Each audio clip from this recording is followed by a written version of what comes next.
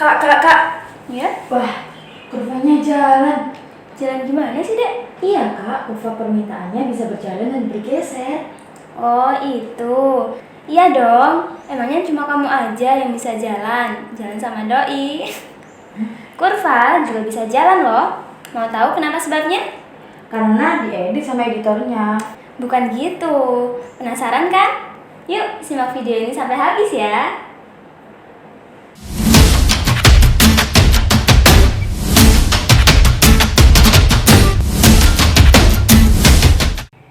Hai Sobat Edu, masih ingatkah kalian dengan hukum permintaan dan penawaran?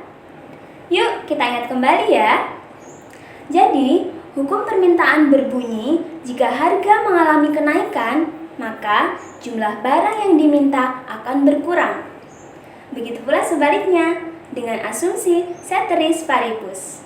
Ceteris paribus merupakan suatu asumsi yang menyatakan bahwa hukum ini bisa berlaku apabila yang mempengaruhi permintaan adalah harga barang itu sendiri. Nah, di luar variabel harga, semuanya dianggap tetap atau konstan. Nah, apa saja yang diasumsikan ceteris paribus? Yang pertama adalah harga barang lain, yaitu barang substitusi atau barang komplementer. Barang substitusi merupakan barang yang memiliki fungsi saling menggantikan. Contoh, susu almond dan juga susu sapi. Kemudian, barang komplementer. Kalau barang komplementer ini merupakan barang yang memiliki fungsi saling melengkapi. Contohnya, susu dan juga sereal. Nah, kemudian faktor lain ada pendapatan, kemudian ada selera, kemudian ada ekspektasi konsumen dan juga yang lainnya. Semuanya tentu sangat kompleks. Nah, saat kita ingin hukum permintaan berlaku, maka semua faktor tersebut kita asumsikan konstan atau tetap. Dengan kata lain, dalam kondisi ceteris paribus. Oke, kita masuk pada contoh. Sebelum pandemi, kita misalkan permintaan masker pada tingkat harga 10 dengan kuantitas yang diminta sejumlah 25. Ketika harga turun menjadi 5, jumlah masker yang diminta bertambah menjadi 40. Nah, bagaimanakah perubahannya? Mari kita lihat. Dari kurva tersebut dapat kita lihat ketika harga turun, maka jumlah barang yang diminta bertambah. Hal ini menunjukkan hubungan terbalik antara price atau harga dengan quantity of demand atau jumlah barang yang diminta. Walaupun kuantitasnya berubah, namun kurva permintaan tidak bergeser, melainkan hanya mengalami pergerakan. Nah, yang bergerak adalah titik temu antara harga dan juga kuantitasnya, yaitu dari titik A ke titik B di sepanjang kurva permintaan, atau bahasa kerennya movement along the curve. Bahkan ketika harga turun lagi, misal menjadi Rp3, maka jumlah barang yang diminta juga akan bertambah lagi, sehingga permintaan akan bergerak ke titik C. Begitupun sebaliknya. Nah, selanjutnya kita akan membahas tentang pergerakan atau shifting the curve. Semenjak pandemi ini, kenapa ya banyak orang yang beli masker? Dek, tumben beli masker banyak banget. Harganya lagi turun ya? Enggak juga sih, Kak. Kakak nggak tahu ya? Di luar lagi ada pandemi. Jadi, kita harus jaga kesehatan dan agar tidak tertular COVID. Oh gitu, udah pinter ya sekarang. Ya dong. Menarik juga sih. Yuk kita analisis. Oke, kita misalkan jumlah masker yang diminta si Ade awalnya 10 pada tingkat harga 5. Ketika pandemi melanda, jumlah masker yang diminta si Ade meningkat menjadi 30. Padahal harganya tetap atau tidak mengalami penurunan. Hal ini berarti ada faktor lain di luar harga yang mempengaruhi permintaan, yakni preferensi si adik untuk lebih memilih masker untuk melindungi dirinya dari bahaya COVID.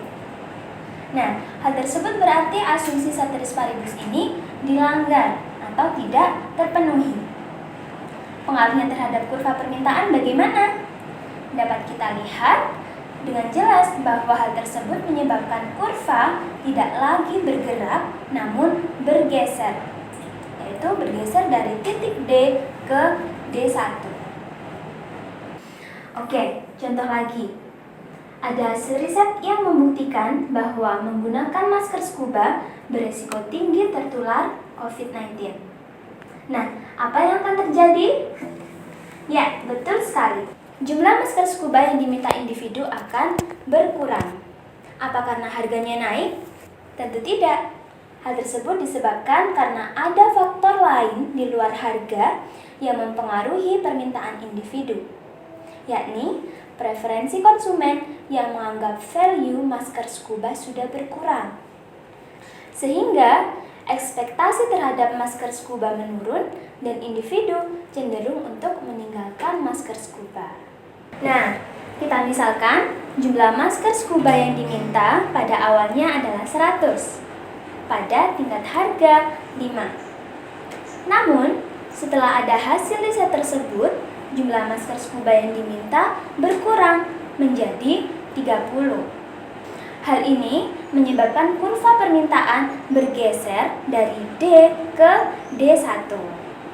Berdasarkan contoh-contoh di atas, dapat kita simpulkan bahwa jika yang mempengaruhi permintaan adalah harga barang itu sendiri, maka kurva akan bergerak. Nah, yang bergerak di sini adalah titik-titik di sepanjang kurva, atau biasa disebut dengan movement along the curve. Namun, jika ceteris paribus yang dilanggar atau yang mempengaruhi permintaan adalah variabel di luar harga barang itu sendiri, maka kurva akan bergeser. Nah, pergeserannya ini sesuai dengan titik permintaan baru yang terbentuk. Selanjutnya, kita akan membahas tentang pergerakan dan pergeseran pada kurva penawaran. Nah, saat ini posisikan diri kalian sebagai seorang produsen, di mana rasionalitas produsen adalah untuk mendapatkan keuntungan. Masih ingatkah kalian dengan hukum penawaran?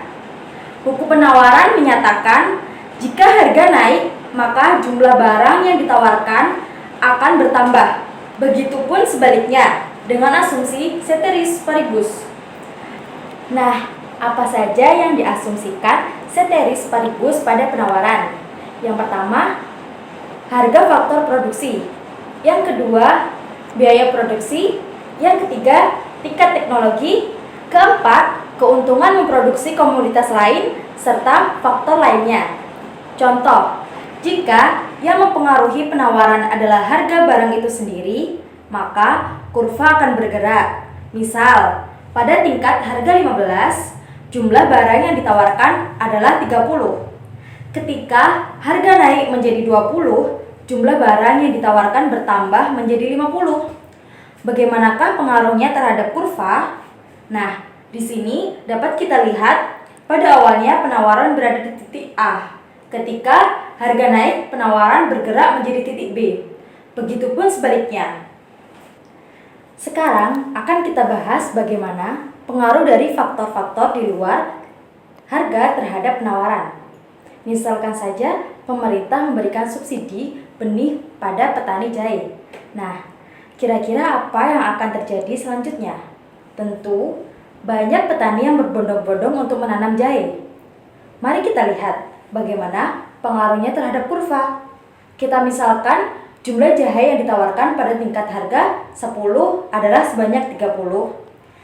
Ketika pemerintah memberikan bantuan subsidi benih, pemerintah telah menanggung sebagian biaya produksi petani, sehingga biaya produksi jahe akan menurun dan berdampak pada peningkatan jumlah jahe yang ditawarkan. Misal meningkat menjadi 50. Mari kita lihat bagaimana pengaruhnya terhadap kurva penawaran jahe. Mulanya penawaran jahe berada di titik A. Setelah biaya produksi menurun, penawaran tidak lagi bergerak. namun bergeser ke titik B. Nah, dari sini dapat kita simpulkan bahwa jika yang mempengaruhi penawaran adalah harga barang itu sendiri, maka kurva akan bergerak. Di sini yang bergerak adalah titik temu antara harga dan kuantitas barang yang diminta, dan pergerakannya berada di sepanjang kurva penawaran itu sendiri atau movement along the curve. Jika yang mempengaruhi penawaran adalah faktor lain di luar harga, maka kurva akan bergeser. Nah, itu tadi penjelasan singkat dari kami tentang pergerakan dan pergeseran dari kurva permintaan Dan kurva penawaran, Semoga bermanfaat ya. Wassalamualaikum warahmatullahi wabarakatuh.